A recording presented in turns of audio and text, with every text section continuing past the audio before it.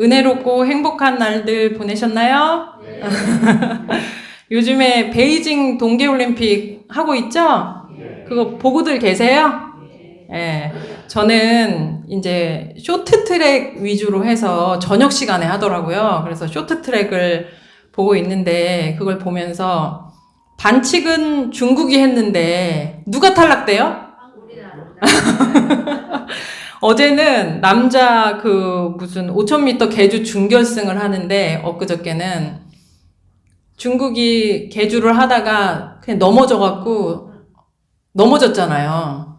그랬는데 결승에 진출하게 됐어요. 그죠? 그러니까 이 사회 보시는 분들이 그냥 이제는 막 웃으시더라고요. 그래서 살다 보니 이런 일도 다 있네요 하면서 막 웃으시더라고요. 본인의 실력대로 공정하게 어떤 결과를 얻는 것이 아니라 금메달 받는 사람이 그냥 정해져 있다 라고 하면 어떨까요? 살맛 날까요? 열심히 할 맛 날까요? 진리가 공정하지 않고 우리가 진리 속에서 살아가잖아요. 진리가 만약에 공정하지 않고 이미 복 받는 사람이 정해져 있다. 어떻게 하든지. 그런다면 그게 말이 될까요? 예, 그 진리가 아니죠? 이 사람의 마음은 원근 친소에 끌려서 때로는 불공정하게 흐를 수도 있지만 이 우주의 진리는 누구에게나 똑같이 공정하게 작용되고 있다는 것이 정말 얼마나 큰 은혜인지 제가 다시 한번 느꼈습니다. 지난주에 저희가 죄복의 근본처에 대해서 제가 말씀을 드렸습니다. 복습을 한번 해볼게요.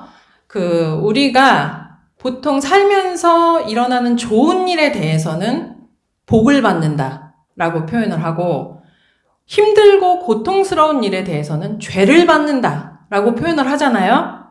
예? 근데 우리가 살아가면서 다 똑같은 모습으로 사는 것이 아니라 사람마다 각각 다른 모습으로 살게 되는 이유, 죄복의 결과값이 각각 다 다른 이유, 그 이유가 무엇일까요? 예. 지견이 없던 시대에는 그 각각 다르게 살아가는 이유에 대해서 뭐라고 했어요? 정해진 거 아니냐, 복불복 아니냐, 운 아니냐 라고 했지만 지견이 발달된 시대에는 죄와 복이 생겨나는 이치에 대해서 이해를 하게 된다. 이렇게 대종사님이 말씀하셨어요. 부처님께서 말씀하신 죄와 복이 생겨나는 이치가 그럼 무엇일까요? 죄, 복의 이치. 부처님께서 그 핵심적인 이치에 대해서 뭐라고 말씀하셨냐면 신구의 삼업. 따라해보세요. 신구의. 신구의가 뭐예요? 몸신, 몸. 구, 입구, 말로 하는 거. 의, 마음, 뜻.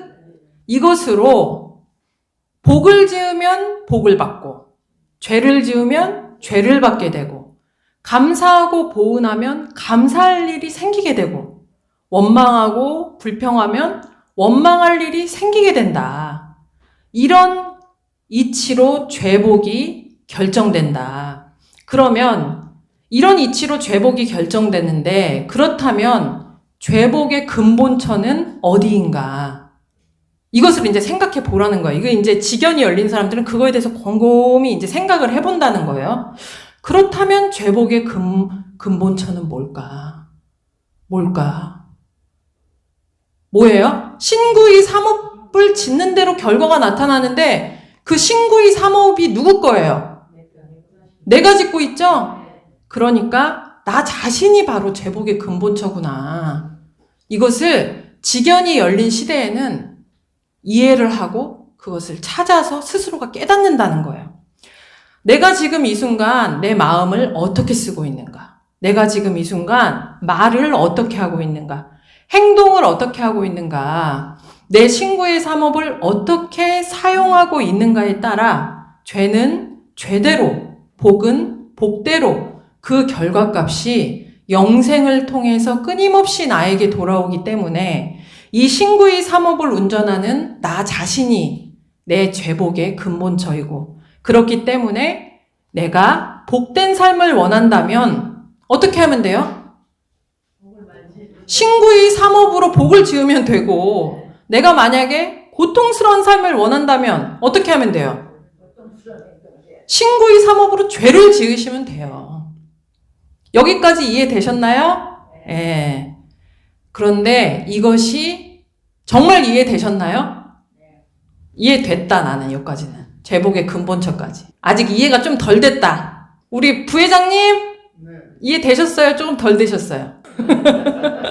그렇죠. 이게 그냥 머리로 이해가 되긴 쉽지만 진짜 깨달아서 이해하기는 쉽지가 않습니다.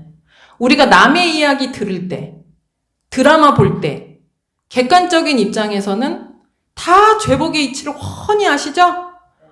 아이고, 그렇지. 자업자득이지. 아이고, 지은 대로 받은 거지. 잘 됐다. 그러시죠? 드라마 보시면서. 그런데 이 불생불멸 인과보응되는 이치를 나에게 적용한다. 나 자신에게 적용한다. 어떨까요? 완전 억울하고 열이 받습니다. 내가 죄를 짓고 싶어서 지은 것도 아닌데, 그래서 내가 지금 죄를 지었기 때문에 지금 내가 죄를 받고 있다는 거야? 지금 삶이 고통스러운 것도 열받고 내 인생이 이렇게 잘 안 풀리는 것도 억울한데 내가 지어서 받는 결과다 라고 하면 화가 나요, 안 나요? 나죠?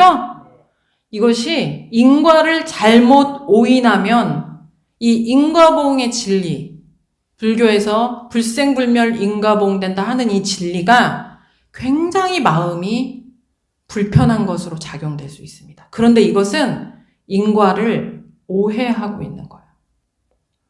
이 불생불멸 인과보응되는 진리를 깨달아서 알자 하는 것은 지금의 결과에 대해서, 내가 지금 닥친 결과, 여기 계신 분들 중에 100% 나는 복만 받고 있어 이러신 분 안 계세요. 그게 어떤 방면으로든지 내가 고통스러운 그 결과가 자업자득이야 라는 해석을 하기 위해서 우리가 인과를 배우는 것이 아니라 이미 지금 이 순간까지는 다 과거예요, 미래예요?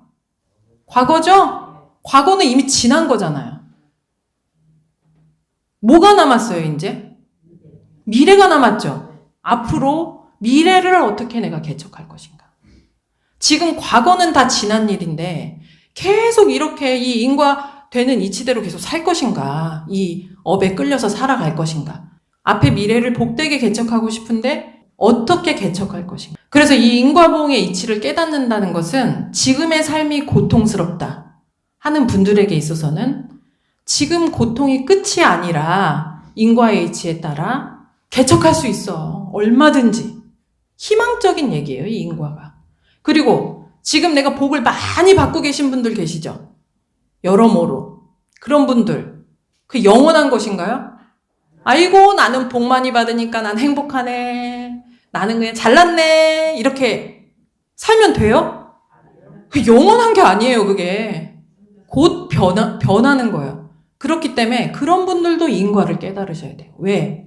영원한 세상의 미래를 개척하기 위해서. 복이 없는 사람도, 복이 있는 사람도 지금 현실이 영원한 것이 아니라 공정한 진리에 따라 끊임없이 변화되기 때문에 미래를 개척하기 위해서 이 인과 보응되는 진리를 깨치는 것이 매우 중요합니다. 그래서 오늘은 교도님들께서 이 죄복의 이치를 내가 확실히 믿고 있다라는 전제하에 그렇다면 앞으로 삶을 복되게 열어가기 위해서 어떤 방법으로 미래를 개척해야 하는가? 나는 어디에 복의 씨앗을 심어야 하는가? 어떻게 해야 가장 정확하고 빠르게 결실을 얻게 되는가에 대한 말씀을 드리도록 하겠습니다. 실상사 노부부 이야기 다들 아시죠? 예, 모르시는 분 계세요? 실상사 노부부? 모르시는 분 계실까봐 제가 말씀드리면 예전에 이제 대종사님께서 복례정사에 계실 때, 그러니까 변산 부안에 계실 때 거기서 이 교법을 제정하셨어요. 제정하시니라고 거기서 이제 지내신 적이 있었는데 변산 부안에 거기 이제 숲속에서 어느 날 앉아 계시는데 노부부 두 분이 막 물건을 바리바리 싸들고 무더위에 막 낑낑대고 어딜 가시는 거예요. 그래서 대종사님이 어딜 그렇게 가시냐고 그랬더니 부처님께 불공 드리러 갑니다. 이렇게 얘기를 한 거예요. 그래서 무슨 일이냐고 했더니 우리 집 며느리가 너무 심성이 못되고 불효를 저지르고 개팍해서 부처님께 우리 며느리 착한 사람 되게 해달라고 지금 불공 드리러 가요. 그랬더니 대종사님께서 뭐라고 하셨어요? 그렇죠. 집에 있는 부처님한테 불공을 드려보면 어떠십니까? 라고 한 거예요. 그러니까 그분들이 어떻겠어요? 이게 뭔 소리예요? 집에 무슨 부처님이 있어요? 지금 집에 계신 그 며느리가 산 부처님이니까 그 불상에게 우리가 불공할 그것을 가지고 며느리가 좋아하는 선물을 한번 가지고 며느리한테 잘 해줘 보라고 이렇게 말씀을 해요. 그래서 그 노부부가 대종사님이 이제 범상치 않으시니까 그 말을 믿고 돌아가서 며느리에게 그 부처님께 공양 올릴 그 공양비를 가지고 며느리가 좋아하는 막 액세서리도 사주고 음식도 사주고 이렇게 불공을 한 거예요. 그랬더니 며느리가 어떻게 변했어요?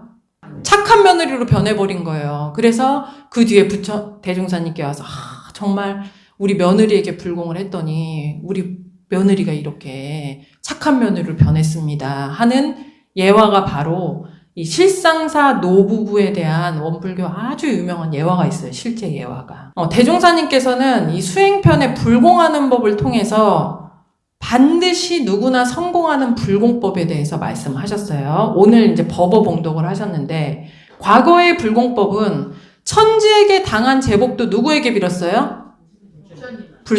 부처님 불상에게 빌고, 부모에게 당한 제복, 내가 부모 복이 없고 부모님이 나를 괴롭히고 하면 누구에게 복을 빌었어요?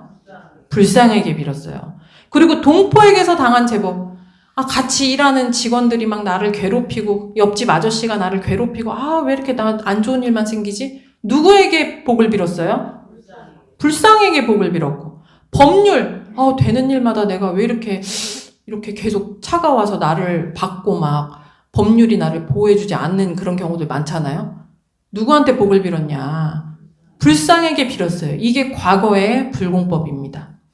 그런데 대종사님께서는 실지 불공에 대해서 말씀하셨어요. 실지 불공하는 방법. 처처불상, 우주만유는 곧 법신불에 응하시니다. 저희 늘 말씀드렸죠? 이 우주만유는 법신불, 이런 쌍은 우주만유 전체다. 우주만유 전체가 진리에 응하시니다. 응해서 지금 존재하고 있는 거예요. 당하는 곳마다 모두 부처님이요. 일일이 불공법이다. 라는 말씀을 하시면서 그렇기 때문에 천지에게 당한 제복은 어디에 불공을 해야 된다? 천지에. 부모에게 당한 제복은 어디에? 부모에게. 동포에게 당한 제복은 동포에게. 법률에게 당한 제복은 법률에게 비는 것이다 라고 그 방법을 알려주셨어요.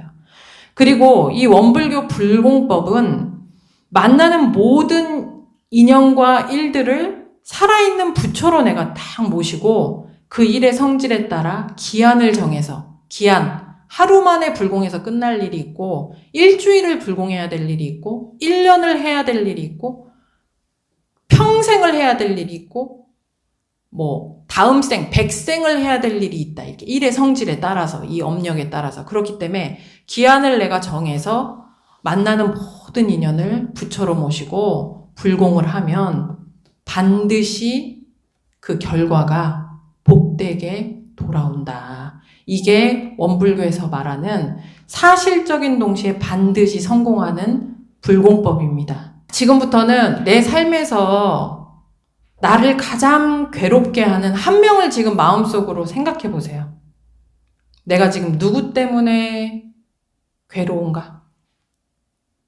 저기 베이징에 있는 쇼트트랙 심판 때문에 괴로우신가요?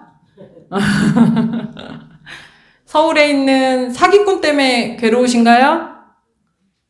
누구 때문에 가장 괴로운 마음을 자주 느끼세요? 누구예요? 연우님 누구세요?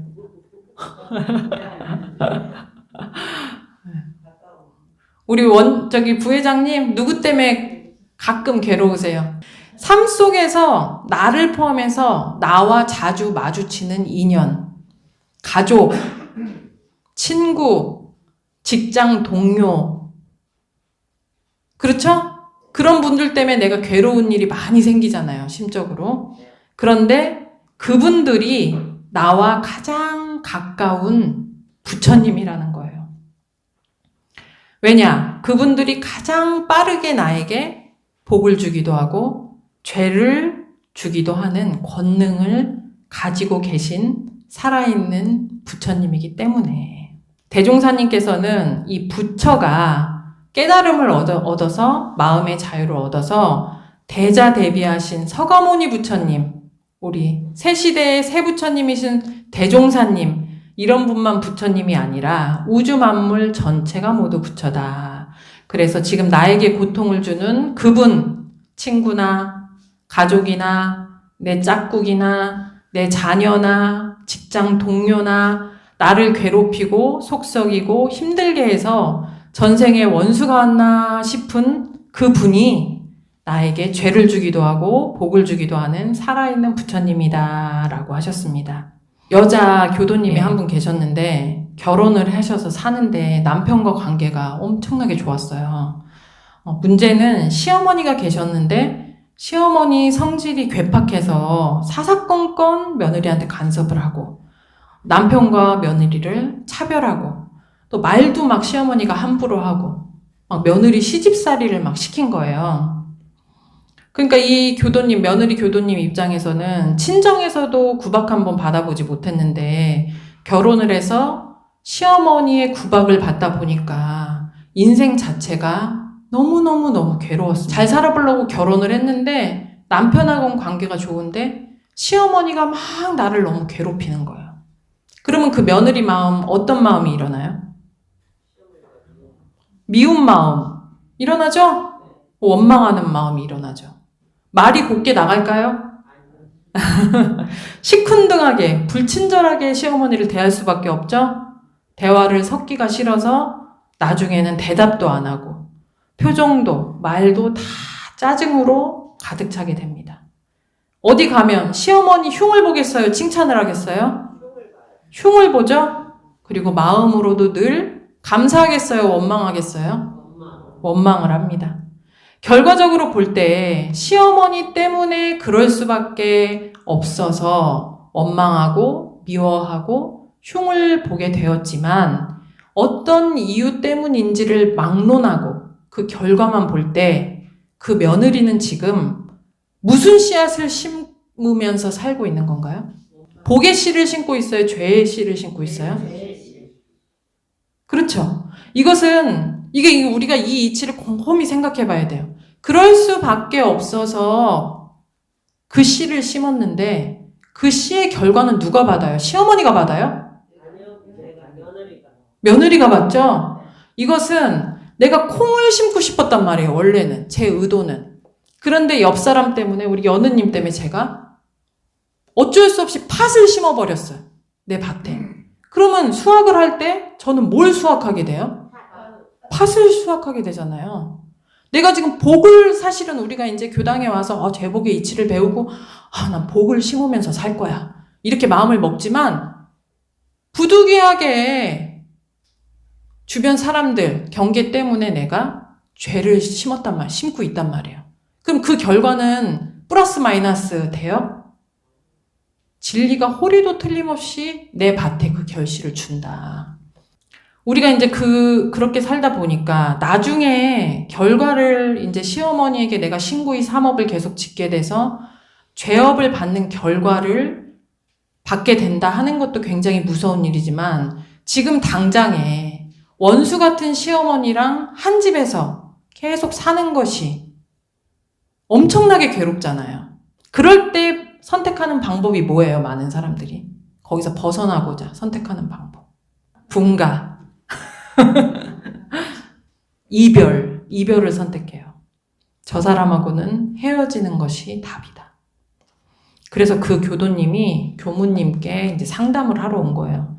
시어머니만 돌아가시면 가정에 평화가 올 것 같다. 시어머니 빨리 돌아가시게 기도 좀 해달라고. 그래서 그 교무님이 그러셨어요. 기도를 내가 100일간 정성스럽게 해줄 테니까 교도님은 그 대신 미션이 하나 있다. 시어머니께 매일 아침 인절미를 만들어서 드려라. 그러면 내가 기도를 하고 인절미를 만들어서 드리면 100일 안에 그 인절미 드시다가 이렇게 목에 막혀갖고 돌아가실 것이다.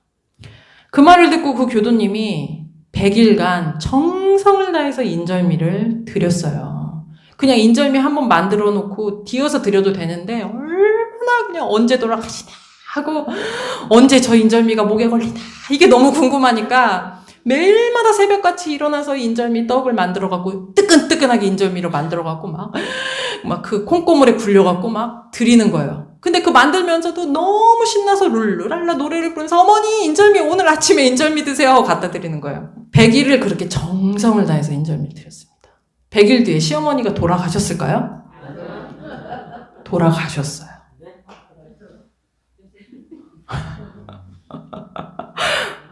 돌아가셨어요. 며느리 미워하는 시어머니가 돌아가시고 며느리를 최고로 생각하는 시어머니가 남으신 거예요. 시어머니가 제일 좋아하는 음식이 뭐냐? 인절미에 인절미. 그런데 시어머니 입장에서 며느리가 매일 아침마다 그냥 막 룰루랄라 노래를 부르면서 시어머니 인절미를 만들어서 어머니 인절미 드세요 하고 드리니 그 시어머니 마음이 어땠을까요? 예? 싫은 기색 하나 없이 신이 나서 노래를 부르면서 우리 며느리가 최고야. 집에서도 며느리 편만 들게 되고 밖에 나가서도 며느리 자랑만 하게 되고 며느리를 딸보다 낫다라고 생각하게 되었습니다. 이것이 바로 처처불상 사사불공. 내 삶에서 나를 가장 괴롭히던 한 명이 나를 가장 사랑하고 아껴주는 한 명으로 바뀐 실예이고 고통의 삶을 낙원의 삶으로 개척한 실예입니다. 며느리 입장에서 죄복을 직접적으로 내린 권능자는 시어머니죠? 시어머니가 고통을 주기도 했고 시어머니가 사랑을 주기도 했어요. 며느리 입장에서. 죄복의 권능자는 시어머니죠. 근데 죄를 받을지 복을 받을지를 선택한 사람은 누구예요? 며느리죠? 누가 선택한 거예요? 며느리죠? 죄복의 이치를 따라 며느리가 스스로 자신의 삶을 개척한 겁니다, 이게. 시어머니가 날 미워하는데 콧노래 부르며 맛있는 인절미를 만들어 드릴 수 있을까? 나를 막 미워하는 사람을 향해서 이거 제일 좋아하는 거 드세요. 이렇게 드릴 수 있을까? 불가능한 일이잖아요. 그런데 아침마다 콧노래를 부르면서 인절미를 만들어 드렸기 때문에 그 불가능한 일을 해냈기 때문에 시어머니라는 산 부처님이 감흥을 하신 거예요. 하기 힘든 것을 해냈기 때문에. 이것이 처처불상 사사불공의 원리. 만나는 모든 인연을 부처를 모신다. 만나는 인연마다 감흥할 때까지 불공하여 내 삶을 개척해 나간다. 이 처처불상 사사불공의 방법이 매우 사실적인 동시에 반드시 성공할 수밖에 없는 불공법이다라고 대종사님께서 저희들께 알려주신 거예요. 지금 보면은 이제 스케이트, 우리가 쇼트트랙을 잘하니까 다른 외국에서 우리나라 선수들을 막 코치로 영입하잖아요. 영입하는 이유가 뭐예요? 어떻게 저렇게 잘 타지? 그 기술, 방법을 배우기 위해서 코치를 영입하는 거예요, 지금. 그런 것처럼 지금 우리는 새 시대의 주세부리신 대종사님이 반드시 성공하는 불공법이다라고 말씀해 주신 처처불상 사사불공의 방법을 배우신 거예요, 지금. 원불교 교도님들께서는 이 불공하는 방법에 대한 개념을 확실히 아셔야 됩니다. 왜? 이게 원불교 불공법이기 때문에. 우리가 인과를 왜 배운다고요? 인과. 불생불멸 인과보응의 우리가 불생불멸 인과보응 되는 이치를 깨닫고 알아야 되는 이유가 뭐라고요? 1번. 신세 한탄을 하기 위해서. 2번, 자업자득이란 것을 깨닫기 위해서. 3번, 미래를 개척하기 위해서. 몇 번이에요? 3번이에요. 자업자득이라는 거 깨닫기 위해서, 미래를 개척해 나가기 위해서 우리가 인과를 배운다고 했어요. 그리고 원불교 불공법은 뭐라고요? 예, 처처불상 사사불공입니다. 처처불상은 뜻이 뭐예요? 내가 만나는 모든 인연을 부처로 모신다. 이렇게 교당 와서 오셨어요 인사해 주시는 교무님만 부처로 모시는 게 아니고, 우리 훌륭하신 회장님만 부처로 모시는 게 아니고, 만나는 모든 인연을 부처로 모신다. 이게 처처불상이고요. 사사불공은 뭐예요? 일마다 내가 불공한다. 그 기한을 정해놓고 될 때까지 불공한다. 이게 사사불공입니다. 우선은 이 불공법에 대해서 확실히 내가 개념을 잡고 마음에 새겨 놓으셔야 돼요. 그리고 그 다음이 우리 부회장님께서 말씀하신 이 불공법을 어떻게 삶에서 적용할 것인가? 적용하는 것이 가능한 일인가? 이 문제가 남았습니다. 처처불상 사사불공으로 모두를 부처로 모시고 사실적으로 불공하는 방법을 알아서 그렇게 하려고 노력을 한번 해보세요. 엄청나게 어렵습니다. 제가 친구가 이제 어릴 때부터 친구가 한 명이 있는데, 그 친구가 기질이 너무 감성적이고 약간 이기적이에요. 기질 자체가. 근데 저랑 싸울 일이 없는데, 어쩔 때 이제 기분이 나빠지냐.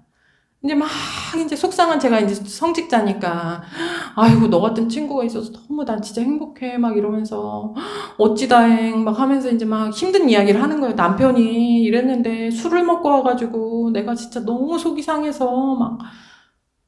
그러면 이제 제가 객관적으로 볼 때 그런 남편이 어딨어. 야, 성실하지. 집안일도 다 해주지. 돈도 잘 벌어오지. 근데 술 좀 마시면 어때? 이 마음이 제가 드는 거예요. 그러니까 저기 친구야, 너 그러니까 네 속상한 건 알겠는데 네 남편 입장도 조금 생각해봐. 제가 이렇게 얘기를 해요. 조금 남편 입장이 돼서 좀 한번 생각해봐. 이렇게 얘기를 하면, 그렇게 말하면 안 되지. 무조건 내 편을 들어줘야지. 이렇게 얘기를 해요. 그러면 제가 너무 답답한 거예요. 머리로는 알아요. 머리론 정답을 알아요. 아유, 그래, 너 속상하겠다. 진짜 힘들겠다, 야. 야, 나 같으면 못 살아. 너니까 살지. 야, 어떡하냐. 이렇게 말해주면 그 친구가 너무 기쁘고 행복하고 마음이 그냥 다 치유된다는 거 알아요. 제가. 정답은 안단 말이에요. 그게 얘한테 할 수 있는 불공법이다라는 거 알아요, 제가. 그런데 제 마음이 마음대로 안 되는 거예요. 그러니까 제가 뭐라 그래요? 답답한 거예요. 그렇게 하기가. 그러니까 야, 너도 좀 잘해봐. 네 남편 같은 사람이 어딨어. 남편 입장 좀 생각해. 좀 불공 좀 해. 그리고 너 나한테 계속 이렇게 말하라고 얘기할 거면 나한테 말하지 마. 내가 앵무새냐? 네가 시키는 대로 얘기하게? 막 이러면서 얘기하는 거예요. 불공이 안 된단 말이에요. 방법은 다 아는데. 그리고 제 친구 중에 약속을 하기만 하면 늘 늦게 와요. 정말. 그래갖고 만나기로 1시에 했잖아요. 지금은 그래 전화가 있으니까 다행이지. 옛날 전화가 없던 시절에도. 그럼 거기 역에 나가요. 뭐 쌍문역에서 1시에 만나 해서 쌍문역에 나간단 말이에요. 대연역에 나가요. 안 와 얘가. 그래서 저 집에 혹시나 전화를 해보면 집에서 전화를 받는 거예요. 근데 뭐해? 왜 안 와? 나 지금 나가려고. 불공은 무슨 불공이에요, 지금. 승질 나서 정말 인연 끊자라는 말이 나오잖아요. 이게 그냥 우리의 현실입니다, 현실. 지금 내 앞에 인연이 살아있는 부처님이라고 하지만 지금 살아있는 그 부처님이 나를 너무 괴롭게 하는데, 아닌 짓을 하는데 어떻게 불공을 할 수 있을까요? 꼴 보기 싫고 미워 죽겠는데 어떻게 불공을 할 수 있을까? 내가 힘들어 죽겠는데 어떻게 불공을 할 수 있을까? 이 며느리 교도님, 아까 인절미 며느리 교도님도 시어머니가 인절미가 목에 탁 걸려서 돌아가실 줄 알았으니까 룰루랄라 노래를 부르며 인절미를 만들어 드릴 수 있었지. 만약에 처처불상 사사불공의 이치를 알려주고 그렇기 때문에 시어머니께 불공을 하라고 했다면 단번에 가능했을까요? 불공이 됐을까요? 예, 쉽지 않습니다. 사실적이고 반드시 성공하는 불공의 방법, 처처불상 사사불공의 방법을 알았다 할지라도 내 마음을 마음대로 하는 수행에 힘이 없으면 결국 경계마다 불공은커녕 내가 이렇게 노력했는데 네가 아직도 그따위야? 라는 아상만 더 커져서 서로 더 미워하는 상극의 관계가 돼버리고 마는 것입니다. 그렇기 때문에 처처불상이 생활화되기 위해서는 꾸준한 신앙의 연습이 필요하고 사사불공을 우리가 성공해내기 위해서는 꾸준히 수행하는 적공의 힘이 필요한 것입니다. 저절로 되는 것이 아니에요. 우리가 스케이트 타는 방법을 알았다고 해도 방법 안다고 금메달 따요? 아니죠? 그 방법대로 계속 트레이닝하고 연습하고 본인의 실력을 갖출 때 금메달을 딸 수 있는 것처럼 우리가 이제 처처불상 사사불공의 불공법이 있다. 이것은 누구나 반드시 성공할 수 있는 방법이다. 라는 것을 오늘 이제 원래 아신 분도 계셨지만 오늘 다시 정리를 해드렸어요. 그러면 이제 남은 건 무엇이냐? 그 기술을 알았으면 그 방법대로